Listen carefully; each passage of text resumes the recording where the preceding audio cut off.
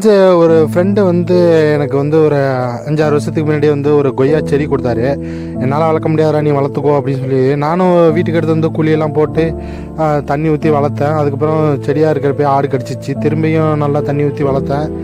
நல்லா பெருசாக மரமாக ஆச்சு. அதுக்கப்புறம் வந்து முதல்ல காய்ச்சி வந்து நான் சாப்பிட்டு பார்த்தேன். நல்லா இருந்துச்சு. எதுக்கு நான் அதை உங்கள்கிட்ட சொல்கிறேன்னா, அந்த ஃபீலே வந்து தனியாக இருந்துச்சு. முதல்ல வந்து உங்கள் வீட்டில் வந்து நீங்கள் ஏதாவது ஒரு செடி வளர்த்துருப்பீங்க. அதுலேருந்து ஒரு பழம் காய்க்கிறப்ப நீங்கள் அது சாப்பிட்டு பார்க்குறப்ப அந்த ஃபீலிங் வந்து தனியாக இருக்கும்.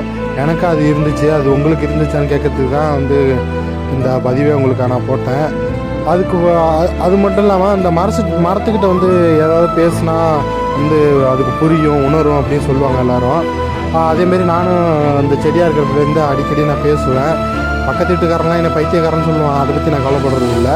எப்போதும் நான் பேசிகிட்டு தான் இருப்பேன். நீங்களும் இதேமாரி பேசுவீங்களான்னு கமெண்ட்டில் சொல்லுங்கள். Ta-ta by.